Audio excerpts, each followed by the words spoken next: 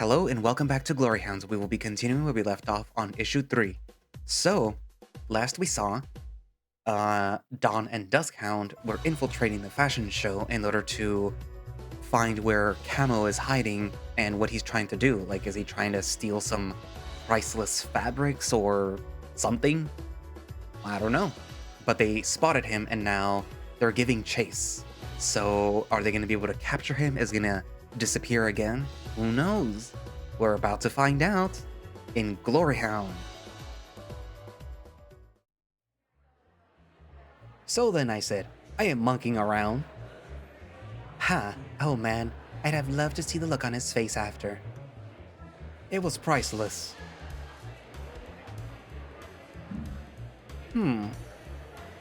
What you watching over there, William? There's this fashion show going on in the new convention center. Thought I'd tune in.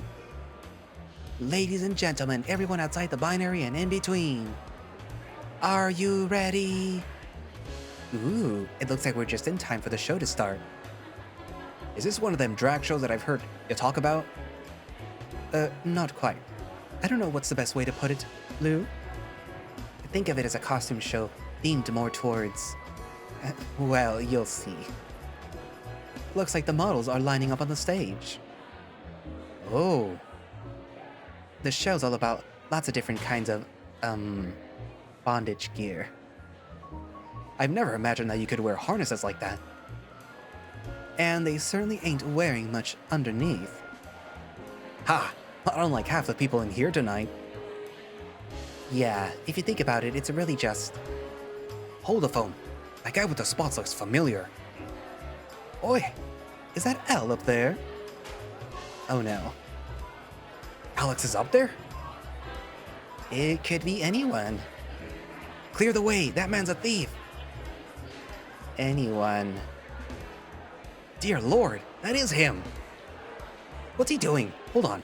Is that Ray from earlier over there? Lou, do you reckon you know what's going on? I promise not to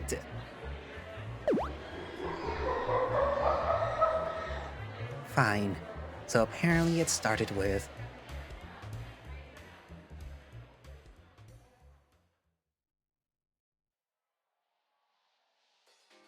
The crowd in the VIP section parts with a cacophony of gasps and yells. It's absolute chaos. A perfect opportunity to give chase. I jump off the catwalk. I can't see him. Where'd he go? Tracker says that he went that way. The backstage area. Milo, where does that lead? It leads to the stairwell. He is most likely trying to escape from Roof. Not if we can help it. As we run up to it, the door to the backstage area opens, then closes, clicking shut all on its own. I can only just stop myself from slamming into it. Did you just see that? This isn't an automatic door, is it? It's like he turned invisible. Incredible. I've never seen anything like that in my life. It's like the Stinger, issue 56, Revenge of the Invisible Iguana Man. If I recall correctly, the Stinger ended up losing that fight. Let's hope that we don't end up following his example. I don't suppose that there's another set of stairs that we could take. That'll cost us what precious little time we have. And we have none to lose as it is. Stand back. Before I can protest, he lifts his leg and stomps the door. Something cracks and the door slips open again. I wonder if we'll ever get through a mission without Raul smashing something. My money's on no. I hear someone yell as equipment scatters to the floor in front of us. Camo flicks into view, having seemingly almost tripped over a mannequin. So he was invisible. Long time no see, Kablooey. Camo. It's Camo. Yeah, what do you think you're doing here? We want the money talk scound back, you long-tongued scoundrel. I'm afraid that I can't do that. I have great plans for it, you see. I think he was supposed to have a French accent, so this is my most horrible attempt at making a French accent, and I am very sorry. I don't care what kind of fashion statement you're trying to make, you're nothing but a common crook. An unremarkable thug who thinks himself a mastermind. The chameleon's big eyes grow even bigger. Then he squints. Common? Unremarkable seems to have struck a nerve. You sniveling hounds have no idea about the hardships that I faced. Unremarkable, you say? Unremarkable? Try invisible. Do not be seen or recognized by those around you. Is this a low self-esteem issue, or... Low self-esteem doesn't give you the right to go and take things that aren't yours. I was not speaking metaphorically, you absolute incompetent ignoramus. The chameleon seems to shimmer for a second before starting to fade. Wait, he's gone? The boss and I look around frantically. Where? This ability, this curse. Whoa, it's coming from behind us. I aim my grappling hook at the sound reflexively. How did he... All my life, all I've ever done was blend in. It comes rather naturally to us chameleons, as I am sure even someone as witless as you knows. Not even dear mother and father seemed to see me. They were always too occupied running their company, only ever talking to me when I was ruining their perfect image. They weren't even present when I took my first steps. On my first day of school, they left me standing in pouring rain. I had all the money that I could ever need, all the toys, but I needed a family, and I had none. His voice quiets down.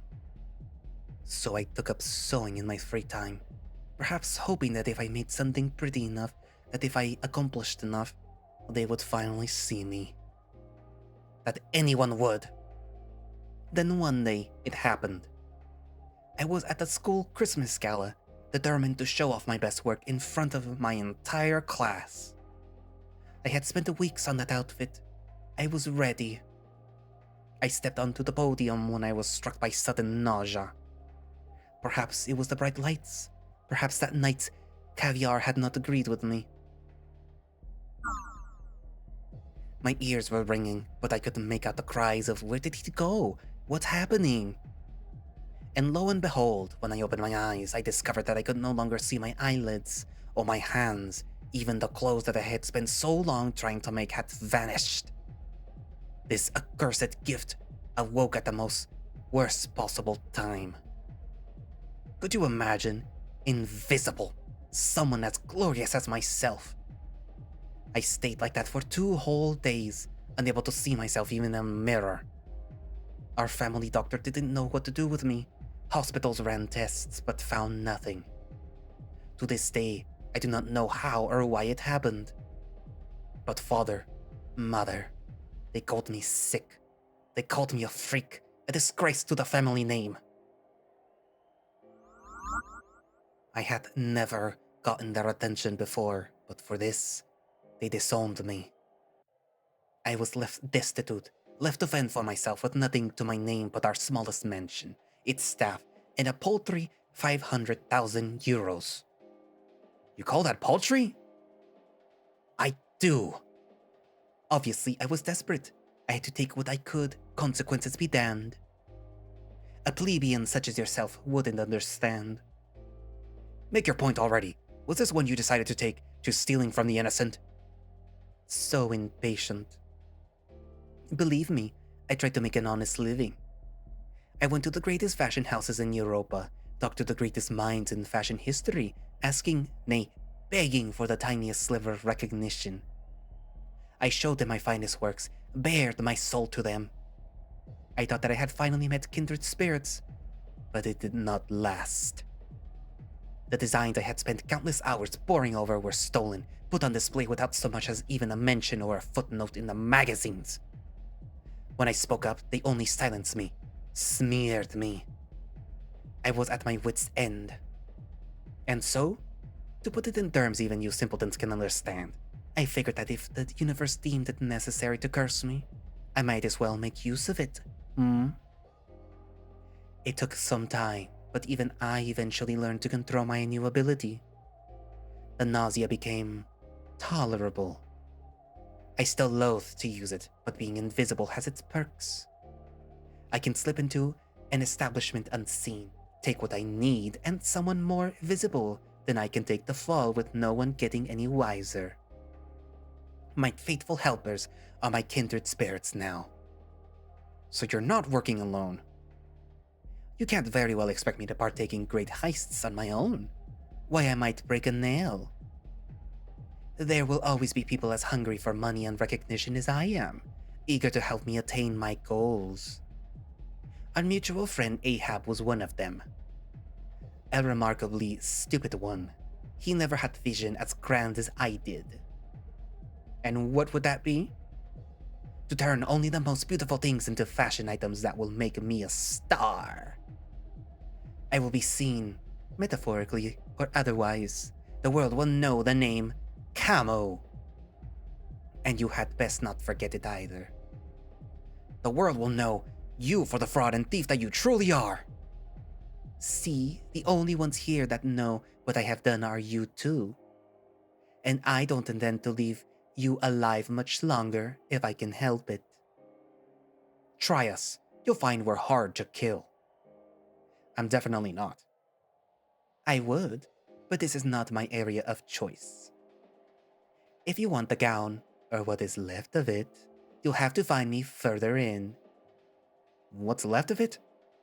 I had to rid myself of some dead weight carrying it here. The fake euro bills had to go. You took it apart? Wait, those were fake bills? Most of the money talks gown value lies in the diamond-encrusted bodice. I need the diamonds, not some artistic, vague political statement on capitalism. So why did you come here? To add something else to your collection? Me? Steal something from here? Heavens no! I came here just to have a good time. My entourage already took care of the stealing. How? This place was under lock and key. Who do you think owns said lock and key, my dearest Dalmatian? Who do you think organized this event to begin with? You didn't. Oh, I absolutely did. It took years of planning, but once I set the thing up, called the right people, it was like taking candy from a baby. Or like taking the money talks gown from Ahab. What's there to steal at a fashion event you're running? And why would you even host one in the first place? Still haven't caught on, I see. I wouldn't deign to painstakingly track down everyone who wronged me when instead. A dark chuckle echoes throughout the room. I can just make them come to me. I can breathe in all the fame and adoration that has been withheld from me for so long. He reappears inches away from my face before I can nab him. He's gone again, reappearing by the door seconds later. While my associates take all the things that they can get their hands on from all the designers collaborating on the show, and all the guests. Wallets, jewels, gowns, priceless fashion artifacts. Not to mention the ticket sales are making me a pretty penny as well. He shrugs his shoulders, shaking his head dramatically. A movement that I get the impression that he's rehearsed in front of a mirror. Market something as the most exclusive event of the year and the people will come running, it seems. He scoffs. Not a single one even remembered my face tonight. But that's alright. They will, soon enough. Everyone who once ignored me, the public, the other designers, they'll rue the day I will leave them with nothing. They're gonna find out you duped them eventually. My involvement is a secret that will die with you. By the time that the dust settles, I'll be far away from Batavia, making fashion history. Now, I'm afraid that I'll be taking my leave. My flight's about to depart, you see. Toodles! Caboose, get back here!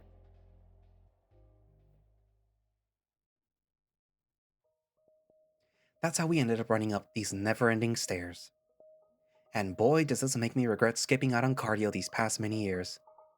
My glutes already weren't doing so hot after last night's activities, but this? Gah, This is torture. I tap my earpiece. Milo? Yes? Are we almost there? No. What about... What about halfway there? Not quite. I take a second to breathe, Rao running up ahead of me. Come on, Spot, it's only a couple dozen floors. The boss's excitement is, unfortunately, not contagious. In fact, I'm sure that I'll pass out if I need to climb up even more than one more floor. Actually, can we skip these? Skip what? These blasted stairs. This is technically still my flashback, so why don't we just flash forward a bit? My legs could use some mercy. I don't understand what you're getting at. Flashback? What do you mean flash? I snap my fingers.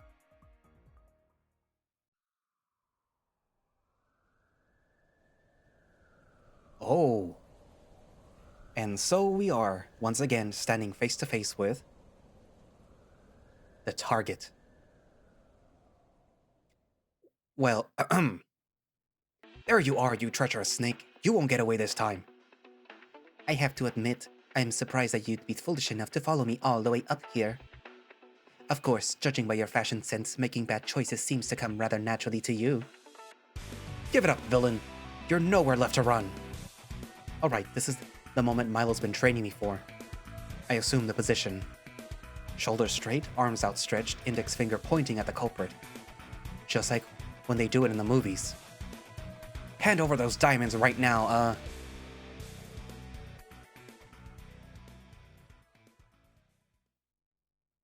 What was your name again?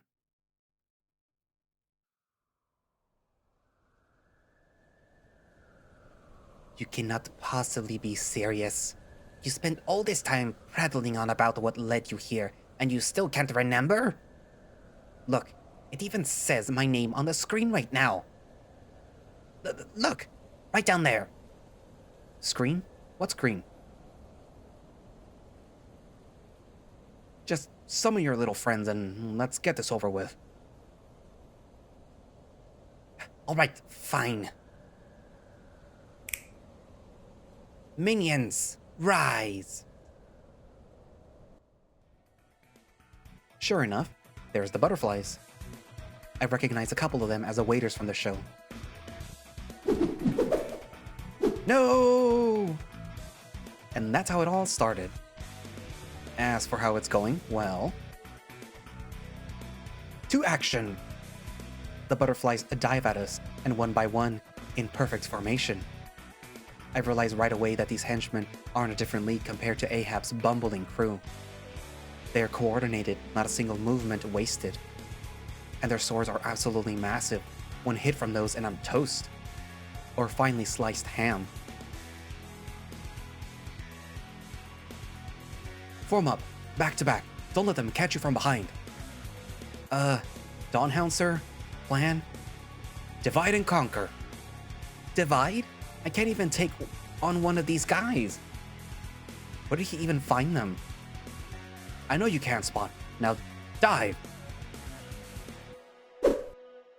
He runs away from my location, and so, staring up at the point of a sharp sword coming straight at me, I dive the other way.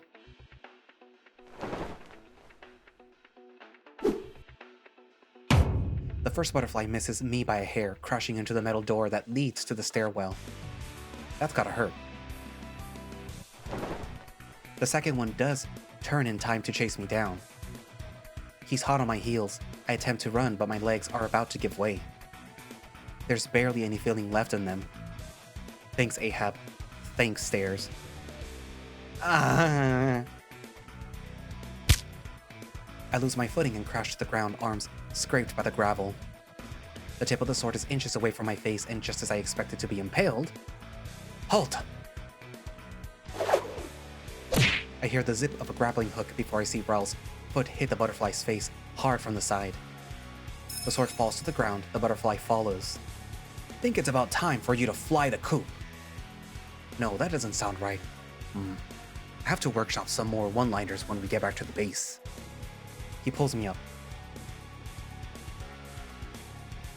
Thank you. That was amazing. Don't celebrate yet, Dusk Hound. We still have to take care of that rest. The chameleon chuckles. Don't think for a second that this is going to be easy, you sniveling mutts. He snaps his fingers and the 4 remaining butterflies change formation. and they look like they mean business.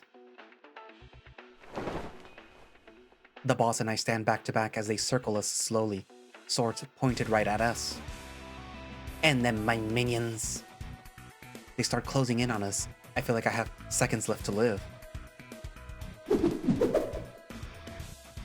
So, any bright ideas? They've got us surrounded. Ha! We have them right where we want them. Huh? I know I'm new at this, but I don't see how. Follow my lead. I can't even finish my thought as Raul takes my hand and starts spinning us in place faster and faster. The henchmen move in, ready to strike. What are we doing? On the count of 3, jump! Wait, what? 1, 2, 3! Before I can process what's happening, my feet leave the ground and I think I know what Raul's thinking. My heart is beating like crazy. Everything feels like it's moving in slow motion. Okay, Alex, focus. I zero in on one of the butterflies moving towards us. As I'm being swung with terrifying speed, I take aim and am ready for the kick. Dawn Tornado! Somehow I managed to avoid throwing up and avoid getting skewered by our enemy's blades. I managed to hit 3 of them back to back, knocking them flat on their asses. The 4th one barely manages to duck in time. Raul slows down his spin, and my feet touch solid ground once more. I'm still in a daze, but the Rottweiler doesn't miss the beat and uses the leftover momentum to wind up for a finishing blow. And lights out! He says it right as he lands a massive clothesline, sending the final henchman flying into a nearby wall. Or at least I think that's what happens. My world still is topsy-turvy. All I hear is a deafening crash and the sound of metal landing on the gravel. Oh, this is way better than a fashion show. Now all that's left is the final boss. I slowly come back to my senses. Right.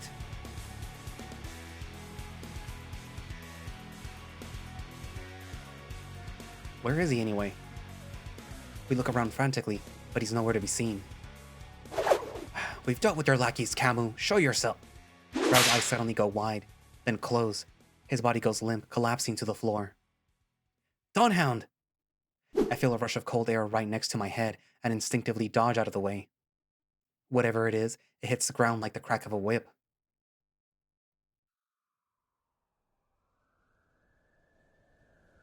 Gravel flies through the air as Camus reveals himself. His eyes are wide, focused only on me. Do you know what's so peculiar about the tongue of a chameleon, Hound? He leans back and his tongue retracts. I hear him chuckling as he flicks in and out of my view. We can extend them from 0 to 60 miles an hour in 1/100th of a second. Can you imagine what speed and force like that would do to you? I don't want to find out. I certainly can. So, that's it? Do you really want to steal things so bad that you're willing to kill me for it? You don't know what it's like to be ignored, forgotten, different. They've taken everything from me.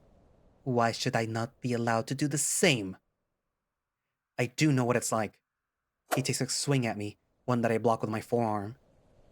From the corner of my eye, I look at Raul. He isn't moving. All my life I've been different. Up until a week ago, I didn't even know what I wanted to do or who I wanted to be. But there were people who helped me out and showed me that I could change. Be better. You're just an ignorant child. He goes invisible again. Raven 3, what's the status? I cannot get a read on target. I hear the crunch of gravel, and I dive out of the way as another invisible force impacts inches away from me, grazing my arm. It stings. I take a random swing, but I only catch air. He reappears a few meters in front of me. He starts shimmering again, but instead of disappearing, he simply changes color. You think you're so special. Look at me. I'm a dumb pooch who can't even dress right, much less fight. What the? And I'm going to slobber my way to victory. Stop that. Stop that. Ugh, this guy's pissing me off. Enough.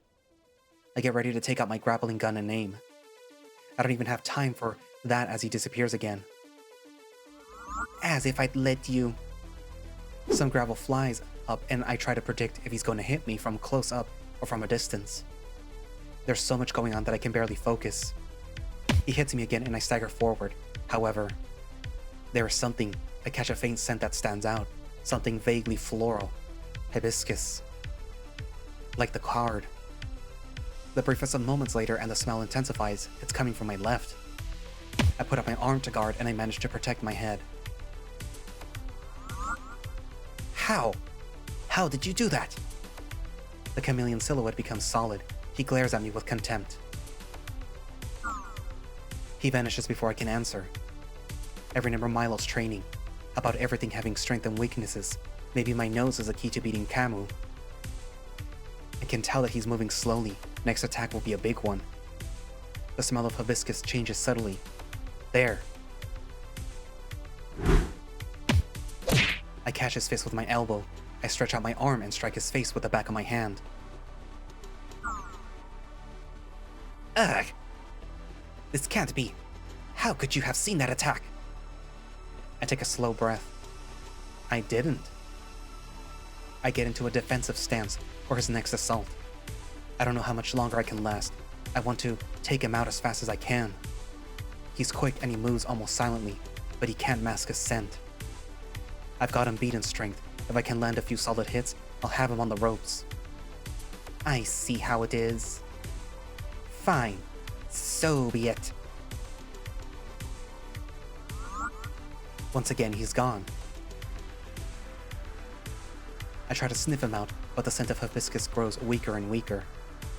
I take another swing, but there's nothing there. Shit, he figured it out. Probably keeping his distance now. Well, two can play at that game. Maybe I can use my grappling gun somehow. I dodge backwards. His next strike misses my leg by the tiniest margin, hitting the gravel at my feet. The attacks just keep coming. I can't grab the grappling gun if I'm stuck having to avoid him. At a certain point, I try to step back once more, only to find nothing there. Without realizing it, I've scurried to the edge of the roof. He's got me right where he wants me. Raven 3, help! I close my eyes, praying to all the deities that I know the name of, that somehow Raoul will wake up.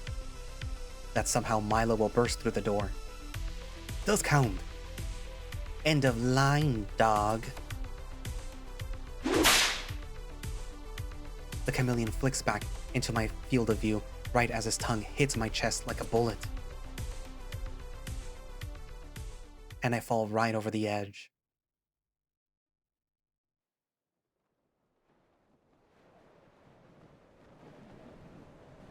A freezing wind rushes past me. Its deafening howl is all that I hear as I attempt to stop myself any way that I can. My stomach's in my throat. My heart's pounding. I shoot the grappling gun at the roof, but it doesn't reach. Its cord falls, as do I. I'm not getting out of this. I'm not. After all the fucking dumb luck it's taken to get this far, this is it. Fuck.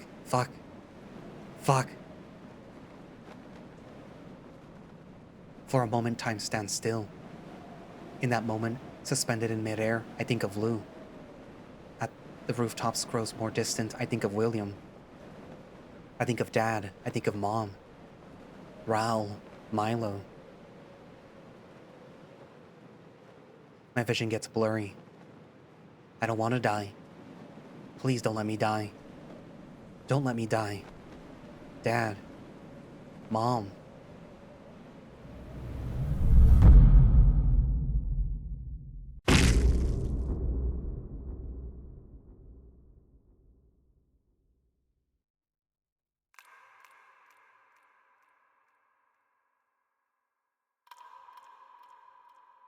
So, you've come back to me.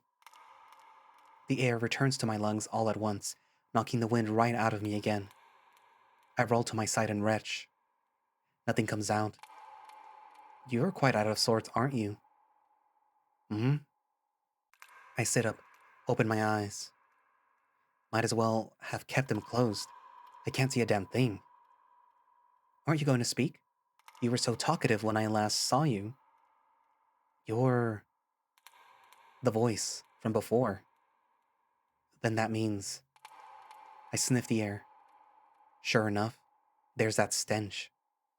The sound of footsteps, of dripping water. Truth be told, I wasn't expecting you so soon. The voice shifts in pitch and cadence, like a radio trying to find the right channel. And by falling from a skyscraper, no less. Tisk tisk. A rather awful way to go, really. My apologies. What the hell happened? I was... up there. Now I'm... You're dead, I'm afraid. Dead? Very much so. You took quite the tumble there.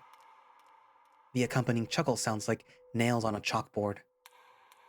You're joking. I can't be dead. I can't be. I clutch my head. My hands are cold, stiff. Don't be afraid. Death comes for us all eventually. One of the few certainties we have in life. Though, for you it came tragically early. Ral is still up there. If I'm dead, then what's gonna happen to him? What's gonna happen to my friends, to my family? That, I cannot tell you. I cannot see the future clear as crystal, nor do I decide it. Linger here, and you will meet them soon enough. This is where everyone goes when they die? Like some sort of heaven? I'm afraid that this is not anything, Alex de Rouge. It is neither heaven nor hell. This place merely is. Some kind of limbo. Of sorts, yes. A crypt far below the surface, at the heart of this world. Far older than the city you call home. Far older than the creatures that live on your world. And it will remain here just the same until the last tree has shed its last leaf. At least, that is how it was supposed to be. Things are shifting in your world, becoming less stable. Even I find my existence threatened. What even are you? I am everything, you know. Your kind built their city upon my carcass, and my blood runs through its every vein. I grant it life. In turn, the creatures living in it sustain me. You eat people? You would think me so cruel. I mean, you are a scary voice in an empty void.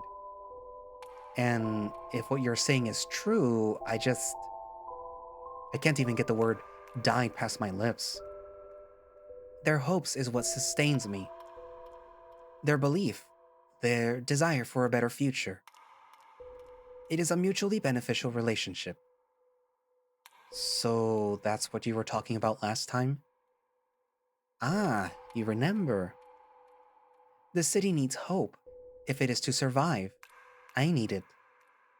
We both shall surely perish without. It might not seem it, but it is dwindling as we speak. I can only do so much to aid its recovery. So I would ask for you to help, to change fate, to save your world. But I know what you are about to say. That you are dead, that you cannot change anything. Part of you still thinks that this is a hallucination, some vague dying dream, taking over your failing mind as you bleed out on the pavement. But I assure you, it is not. Were it left up to fate, you would indeed remain a broken heap at the bottom of that skyscraper, soul forever shut in that decaying tomb. That won't do. You are still of use to me. I need an agent of sorts, a blunt instrument, if you will.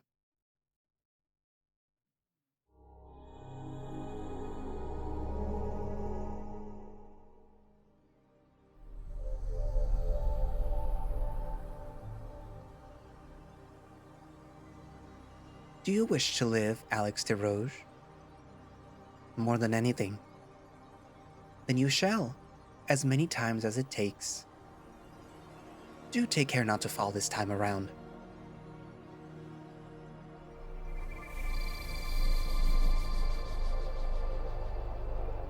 I lurch forward, surrounded by a circle of blinding lights that speeds past me, as though I am in a long tunnel. Something pulls me along faster and faster, and soon, the lights become a blur. Then it stops just as quickly as it began, leaving me in total darkness.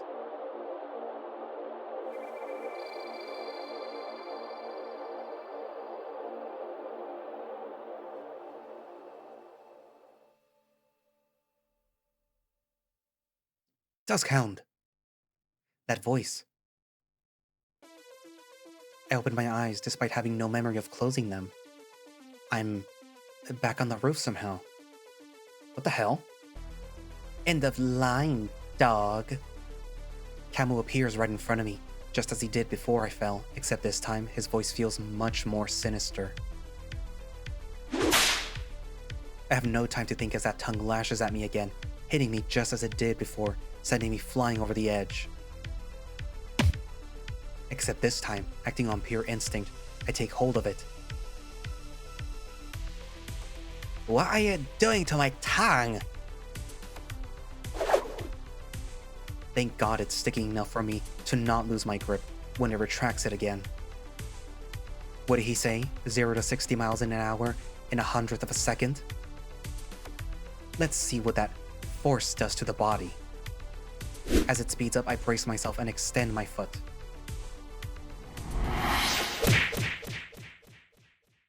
With incredible force, it collides with his face so hard that it knocks him to the ground.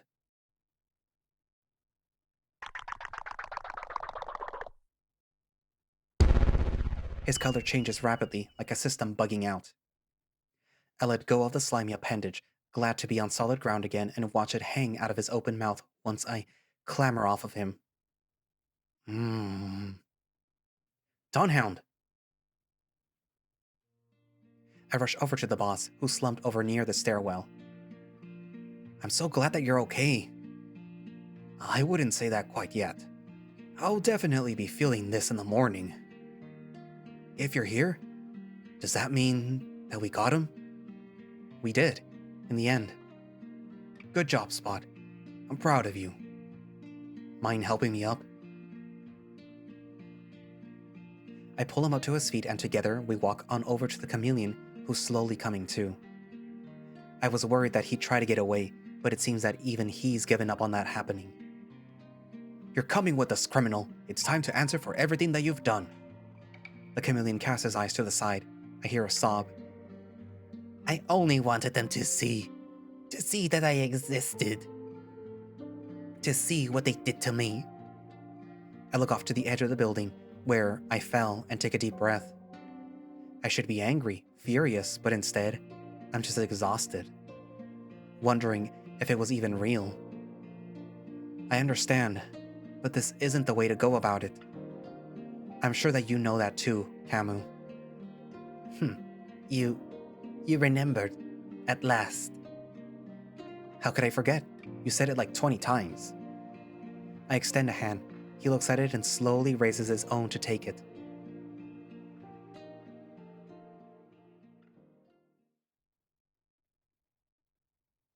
I didn't think that it was possible, but the hane is somehow even more crowded than it was this afternoon. I try to carve a way through all the people, Raoul, Milo, and Fenna following close behind me. It's difficult to find a seat for the four of us. Our fault for only getting here during happy hour, I guess. Eventually we managed to find a corner. I wouldn't call it private, but it'll have to do. I hope Raoul can handle it. You doing okay, boss? After today's events, this is nothing. I'm glad that you could join us after all, Miss Fenna. I'm delighted to. With the gown back in its rightful place, I can relax at long last. Glad Camu was at least willing to give us a location of the storage unit that he'd put the rest of the gown in. Would have hated to show up on Fenna's doorstep with what was essentially the Money Talks bathing suit. And there's someone here that I wanted to see. Fenna, awesome, you made it. Ah, speak of the devil, the feeling is mutual, Lou. Why, you look so dashing. Couldn't let Willie and Miss De Bruins hug all the spotlight now, could I? What about you guys? Did everything go all right? I saw what happened. You saw? Are you kidding me? It was all over the TV and the internet. People are already trying to figure out who you guys are. I knew I should have gotten up on that stage. I didn't expect us to gain traction this fast.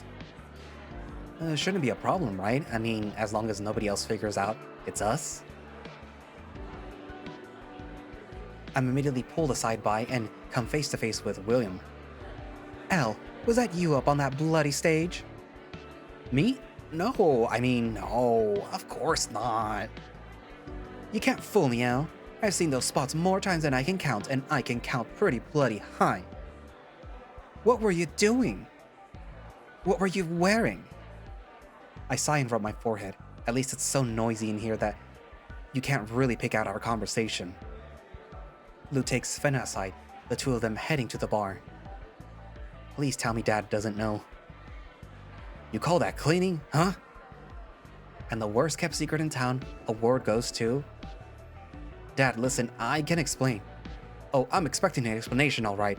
I'm hearing all this talking about a thief getting taken down at the convention center and supposedly the one responsible is my own kid? Mr. DeRouge, I apologize. I don't want to hear another damn word out of your mouth, Ray, if that even is your name. Raul lowers his head, seemingly unable to respond. Alex, do you have any idea how dangerous this little stunt of yours was? You could have gotten hurt out there. For God's sake, you could have died. I know. After tonight, after that fall, that strange dream, I know it better than anyone. But still, what do I even tell your mother? I take a deep breath. That I'm happy. Dad looks like he's about to blow a gasket. What? You tell her that I am happy. All my life I've been feeling like I've just been waiting for it to start, you know? I was always so jealous of you and Mom. You got to drive a fire truck every day. You guys were heroes. And now, for the first time in my life, I feel like I'm doing something that actually matters, that people will remember me for. Dad groans. Come on, Dad. I want to help people like you did. I'm not sure that I can let you do this. Why? Because you think I can do it? Because I don't want to lose you. Don't be too hard on him, Berard dearie. Mr. Brune is so tiny that I didn't even realize that she was standing next to us. Alex, sweetie, I never got to thank you for everything that you did for me. She looks over at Raul. And you as well, Mr. Hound. The two of you may have left quite the mess in my store, but if you had not been there, I'm not sure that I would be standing here with you tonight. Maria. He looks like he wants to say more, but it seems that the words are catching in his throat. You raised a wonderful young man, Berend. One who is not afraid to risk his life to keep other people safe. She pokes him with her tiny fingers. Much like someone else we know.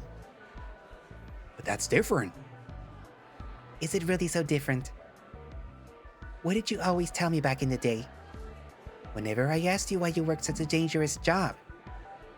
Because... He furrows his brows. Because if I can help save lives, if I can keep even one person out of danger, then it's all worth it. They exchange a look. The old bat is smiling from ear to ear. It would sound to me that you have taught him well. Lou and Fenna walk back over, no doubt having watched us for a while. She's right, you know. Alex did kinda sorta save me at the gallery too. There's a knowing look in Lou's eyes that says that they're happily omitting the part where I dragged them in there in the first place. Then there's the gown. They managed to retrieve a priceless artifact mostly in one piece. Not only that, but he helped to prevent the syndicate from taking anything else. You guys. Milo, who's been quietly observing us all this time, steps in as well. He bows to Dad. Mr. DeRouge, I will be first to tell you that I had doubts that Alex was up to task.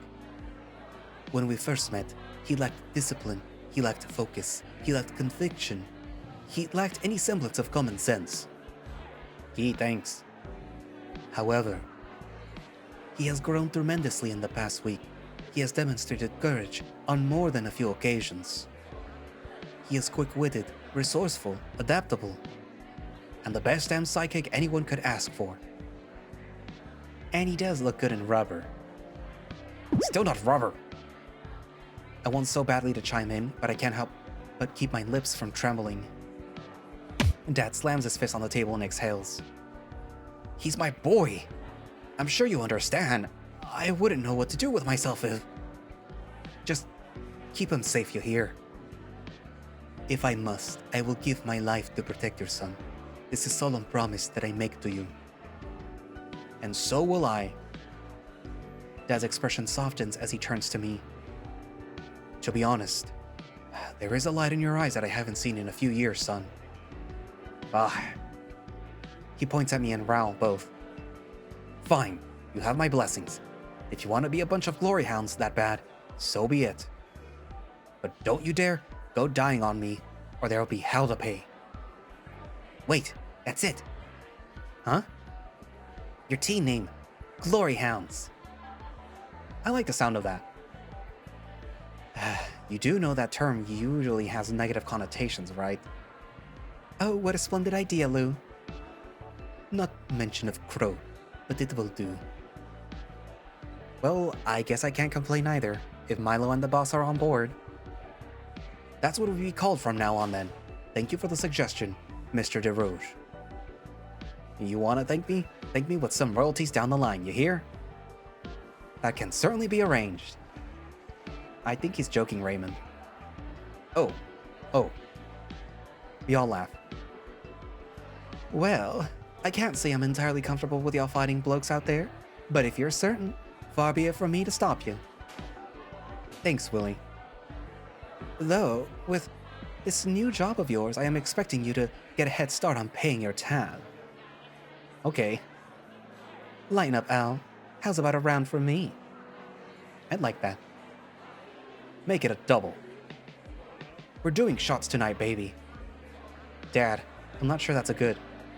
Woo! Shots! I look at the crow. What? It is time to celebrate, yes? I'm glad the festive mood has returned. That reminds me, Mr. Brune, what happened to your store after the robbery last week? If there's anything that we can do to help, be it pay for damages or help with repairs... She waves it off. Not to worry, dearies, not to worry. It's all been settled, water under the bridge. How? Mr. Ahab stopped by earlier and repaired my window all by himself. Oh my gosh! He didn't try to pull anything, did he? Pull anything? I'm not sure what that phrase means. Did you call the cops on him?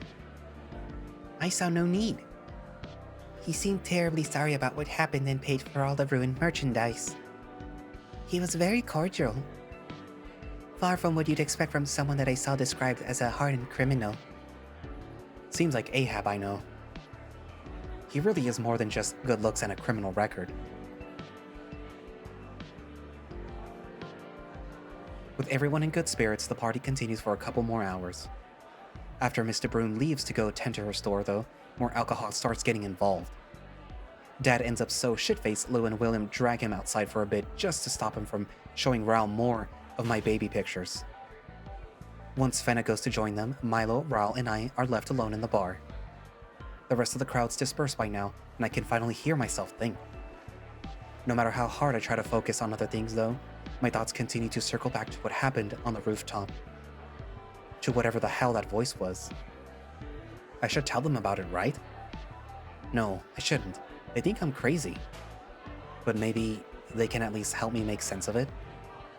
Because I sure as hell don't know what any of that was about. After downing a cocktail Milo personally directed Willem to make for all of us and intentionally robbing myself of my better judgment, I decided to spill the beans.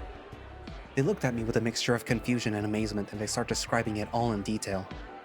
Raoul gets knocked out, the fall from the building, the feeling of my body hitting the ground.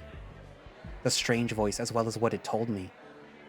As more and more words pass my lips, the feeling I've been repressing since we left the convention center comes to the forefront. My voice gets shakier with every sentence. I am hearing this correctly. You died? I don't really know how to explain it. It felt like a fever dream. I'm sure I have remembered you getting knocked out the roof, in any case. Can you repeat what happened after? I was in this strange place. It felt like a void, a place that wasn't fully physical, deep underground. Then a voice called out to me, one that I'm sure that I've heard before in some weird dreams. What kind of voice? I couldn't really place it. It didn't really sound like anyone that I've heard before, like anything that I've heard before. It said all these things to me about the city needing hope, about me having a role to play and all of it. The looks I get from Milo and Ral are more than a little quizzical.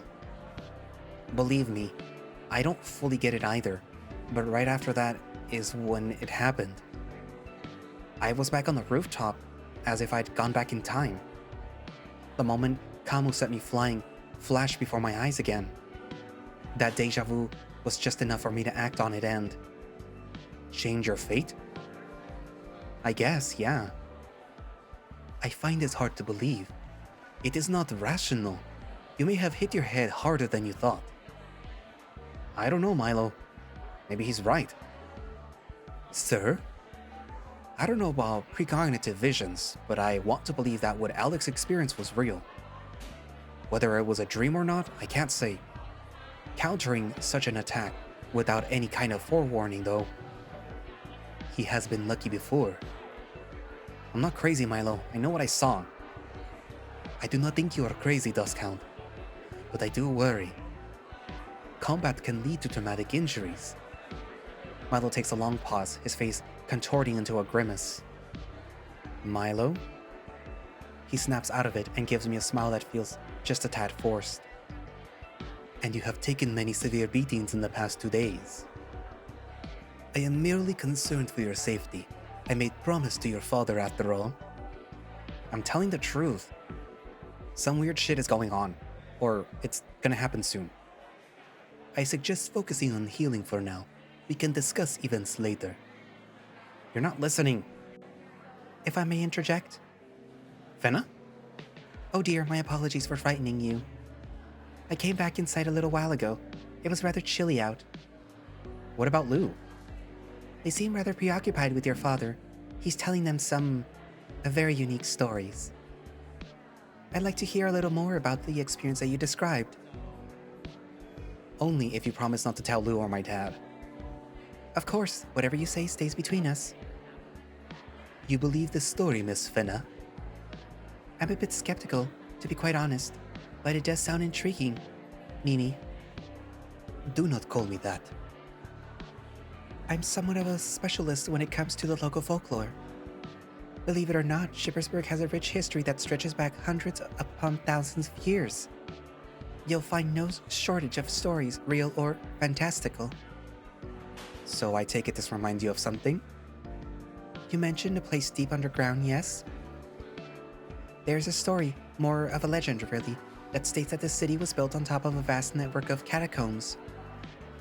How vast we talking? Far larger than the city itself. That's freaking gigantic. All dead people?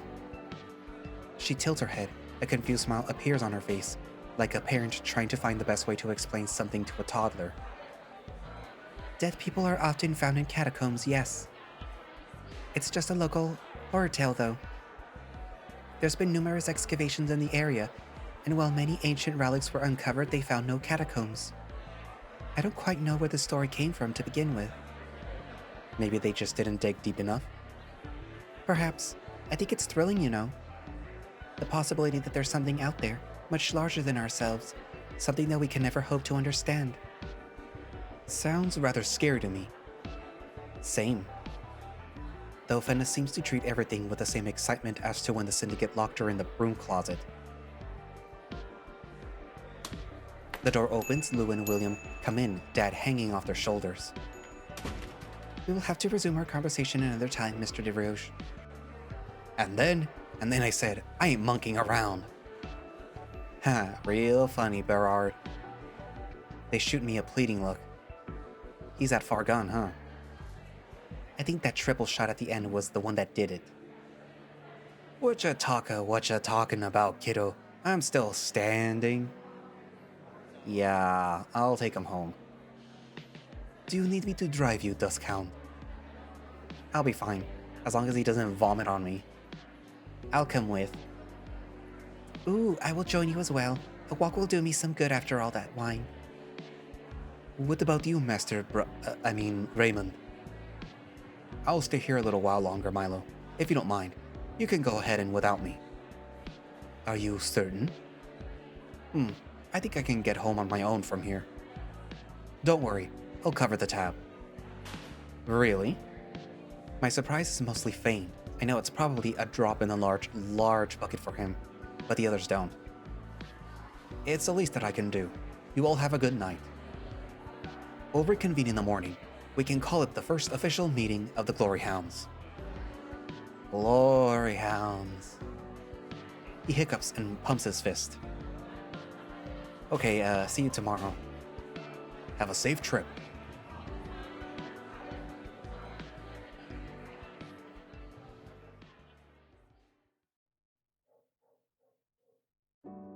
Nice place you have here, William. Thank you kindly for helping me with the cleaning too. I feel bad letting you do all the hard work while I sit and enjoy my drink. Why, I almost get the heebie-jeebies when Milo does it. Ah, the Russ fella. You boys go back a long time? About 23 years. We met while I was abroad. I see. We got a bit of a whirly man here. Of sorts, huh? Really though, he's been indispensable in my life. Helps keep me focused. I don't know where I'd be without him. Al seems pleased as punch with the both of you as well. Haven't seen him grinning like that in a long while. He's been great to get to know him. He's a bright fellow with a good heart. Where do these go? Oh, in that cupboard right over there. Thanks. Gotta say, you don't look half as nervous as you did when you walked in here this afternoon. I suppose. It's easier now that I've had some time to adjust. I can see why Alex likes it here. You really look after your own.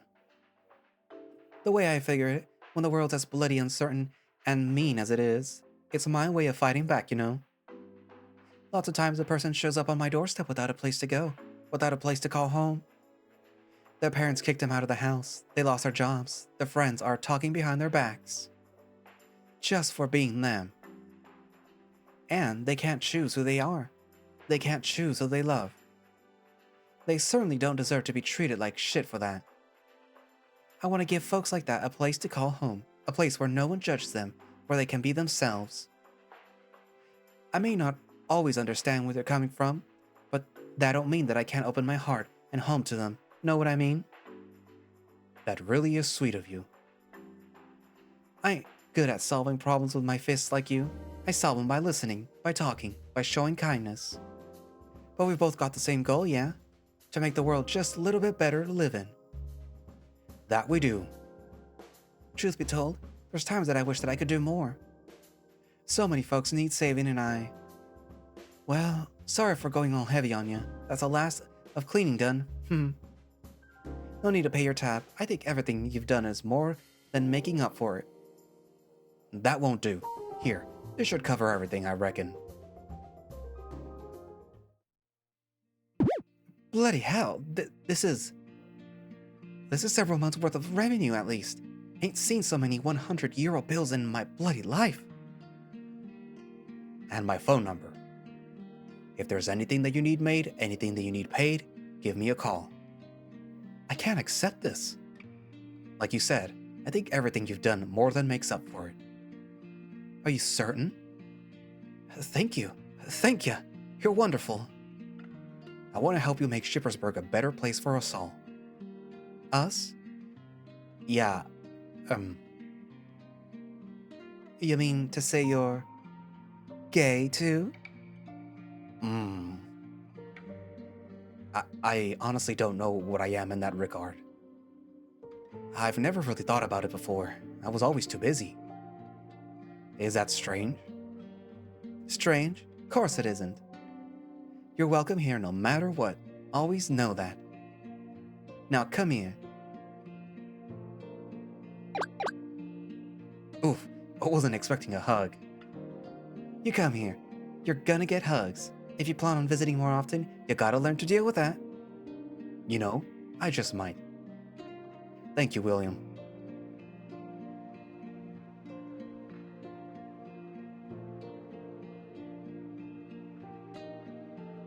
My name's Alex DeRoche. I'm 28 years old, completely and utterly single.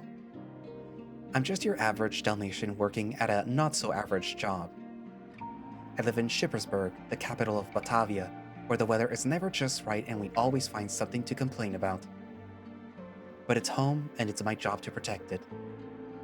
My boss is a masked hero known as Dusk Hound, and I'm his sidekick. With our talents combined, we thwart the many evildoers that threaten our fair city. Sound crazy? Hell, a little over a week ago, I would have told you the same. But I've already taken down a gang of pirate mobsters and an invisible fashionista, honest. You can call me Dusk Hound. And together we are...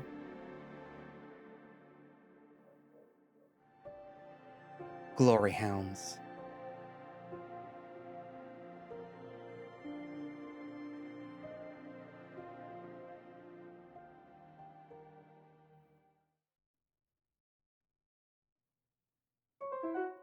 Issue 3, End.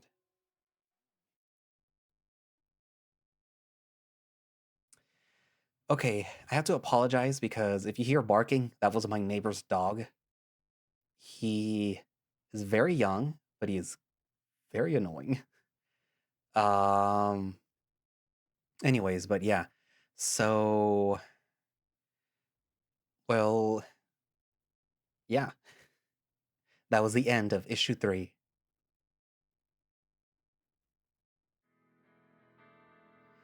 So, what did you guys think? Personally, I kind of like that it sort of wrapped up the beginning, and this feels sort of like the first arc of the story, I guess, in a way.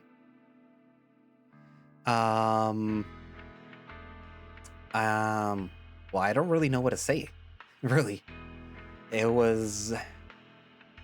It's introducing a very interesting thing that there's something going on underneath Schippersburg, whether it's something supernatural or something else, I don't know. I do know some lore about Glory Hounds from before it actually became what it is now, and this kind of feels like that a little. But I'll have to wait and see if that confirms my theory. Obviously, you guys have probably already heard me talk about it at one point, but you know, if you haven't, oh well. Oh well, too bad for you. You don't know what I'm talking about. But yeah. What else? Interesting to see Brevard's his personality a little bit more, how he is. Not very good with crowds. He doesn't really know where he falls when it comes to his sexuality and things like that. What else? Also Milo, I mean, if Milo feels very comfortable in this bar, I'm wondering if that has to do with their history in the past. Like how they knew each other, got to know each other. That would be something interesting to possibly explore in the future. The history of Milo and Mr. Brevard. And what else? Still very much like the whole little comic aspect that it has, like the little scenes where it very much is like out of a page out of a comic. I like Alex, how animated, how fun his reactions are from time to time. What else? I mean, overall, the story, fine. Yeah, I like the story. all the good work that Red and Saber have put into writing the story, and everyone else, as you can see here, Orion. But yeah, no, write down in the comments what you think so far, and you know, thank you all for watching / listening. If you would like to play Glory Hounds yourself or stay up to date or whatever, you can do so by going down into the link in the description for the whatever pertinent Twitter / Blue Sky whatever pages, and those will be linked down, as well as the Echo Project's Patreon, you know, so you can get early access to builds of Glory Hounds if you would like. And what else? Oh, the channel members, obviously, the most important people that I keep forgetting. But yeah, the channel members right here on the left. Ooh, look at them. Channel members. Important people. Thank you guys, you know, for supporting me and the channel, you know, making all this possible.